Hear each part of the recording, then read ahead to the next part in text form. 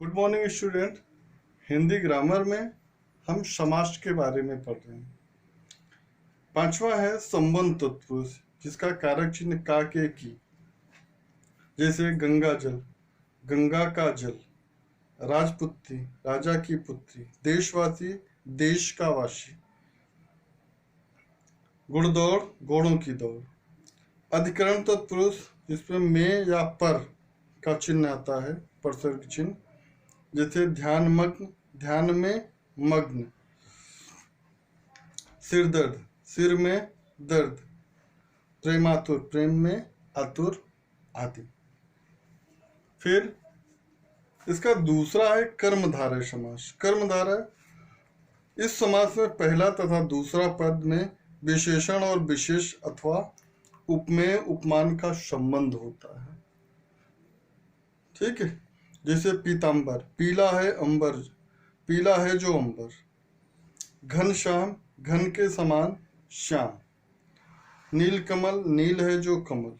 चंद्रमुख, चंद्र के समान मुख आदि। उसी प्रकार से द्विगु समास।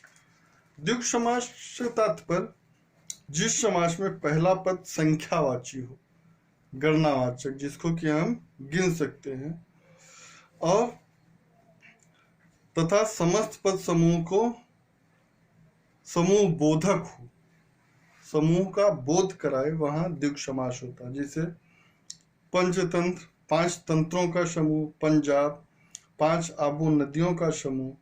शताब्दी, 100 अब्दों वर्षों का समूह। सप्तर्ष, 7 ऋषियों का समूह आदि। चौथा है अव्ययी भाव। इस समास में पहला पद अव्यय होता है, इसके योग से समस्त पद भी अव्यय बन जाता है। समास का पहला पद प्रधान होता है, जैसे यथा समय, समय के अनुसार। यथाशक्ति, शक्ति के अनुसार। बेखटके, बिना खटके। बेखबर, बिना खबर के। रातों रात, रात ही रात में आदि शब्द। फिर पांचवा है बहुब्रीहि समास। बहुब्रीहि जिस समास में पूर्व पद तथा उत्तर पद दोनों में से कोई भी प्रधान नहीं होता, कोई अन्य पद ही प्रधान होता है, उसे बहुब्रीहि समास कहते हैं। जैसे लंबोदर, लंबा है उदर जिसका, अर्थात गणेश। मुरलीधर, मुरली को धारण किया है जिसने, अर्थात श्री कृष्ण। दशानन, 10 आनन है जिसके, अर्थात राम।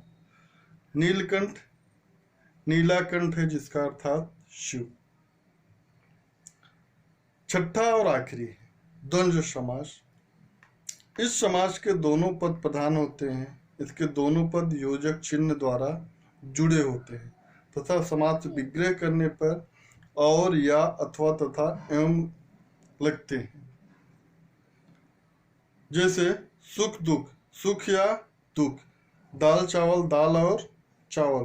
भाई बहन, भाई और बहन।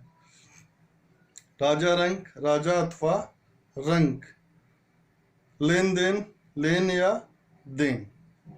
तो इस प्रकार से यहाँ पे समास के 6 भेद समाप्त होते हैं।